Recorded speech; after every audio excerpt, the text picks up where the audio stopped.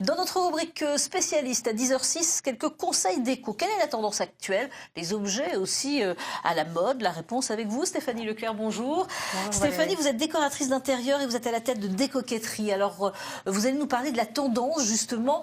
Quelle est la tendance actuelle? Vous êtes allé dénicher, justement, pas mal d'objets, tendance. On va regarder quelques images. Vous êtes allé dans un salon. Oui, alors je me suis intéressée plus précisément aux tendances écologiques, que ce soit en matière de revêtements et d'objets.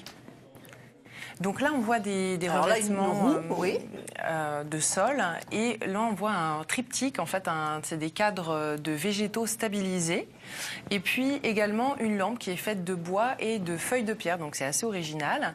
Là, on voit, en fait, c'est une lampe qui est faite de vieilles ampoules usagées, et on appelle ça le upcycling, c'est-à-dire qu'on va recycler, mais surtout, on va détourner et donner une valeur supplémentaire aux objets. Par exemple, la petite table qu'on voit ici avec une roue de vélo. Roue de vélo, oui, tout à fait. Et alors cet objet, c'est un peu mon coup de cœur. C'est une entreprise française qui est particulièrement ingénieuse, puisque la coque est faite avec des déchets industriels qui sont fondus. Donc on a des dégradés de couleurs intéressants.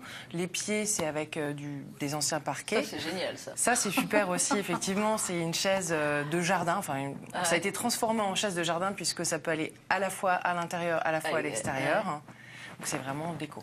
Alors, on se dit, c'est de la récupération, ça coûte moins cher. Oui, alors il ne faut pas oublier que derrière, il y a la main-d'œuvre. C'est-à-dire qu'il y a l'artisan ou l'artiste qui crée les objets. Donc, ça, votre réponse, ça veut dire que ça ne coûte pas moins cher. Alors, ça veut dire que si, il y a quand même des objets qui sont, on va dire, les tarifs, c'est du même acabit que ce qu'on peut trouver dans le commerce, sans que ce soit écolo, éco-responsable. Par contre, il y a des choses qui, effectivement, sont un petit peu plus chères. Alors, je vous ai ramené un échantillon. Alors, c'est la tendance qu'on a vue là sur ces images, c'est la tendance, c'est ce qu'on peut trouver dans des magasins, qu'on peut acheter, mais qu'on peut faire aussi soi-même. Hein. Ça donne des idées, évidemment. Oui, bien sûr, avec le do it yourself qui est très développé. Et évidemment, ça donne des idées. Alors, je vais venir vous rejoindre parce que là, vous êtes venu avec certains produits, des revêtements, et puis ceci. Vous m'expliquer ce que c'est. Essentiellement des revêtements. Alors, on peut commencer par le lichen. En fait, c'est toujours du végétal stabilisé. Donc là, du lichen précisément. On peut l'avoir en décoration au mur. Alors après, au niveau des formes et des couleurs, on s'amuse comme on veut. Mais ça a aussi des propriétés acoustiques super intéressantes. C'est-à-dire qu'on peut l'utiliser, par exemple, dans des bureaux d'entreprise comme panneau acoustique entre deux bureaux ou en paravent. Pour ne pas écouter le voisin. Voilà, pour ne pas être gêné quand on est au téléphone ou qu'on a une réunion.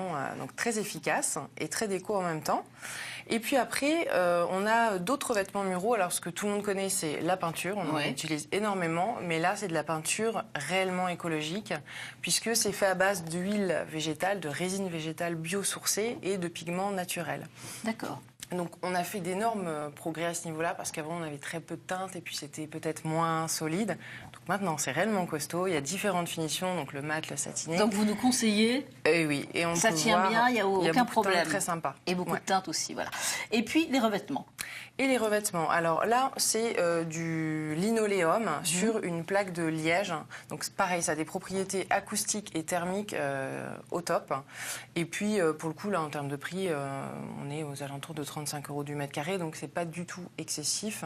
Le lino, en fait, on en voit juste là. Oui.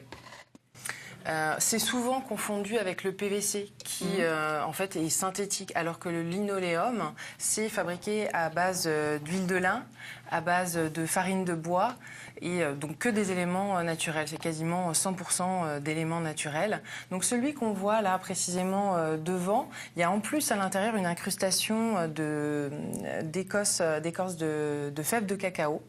D'accord. C'est le petit côté déco.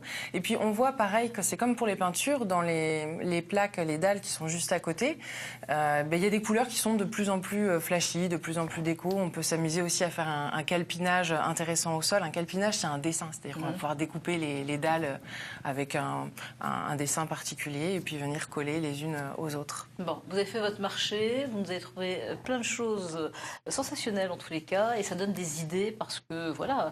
Là, il y a aussi une évolution par rapport à tous ces produits.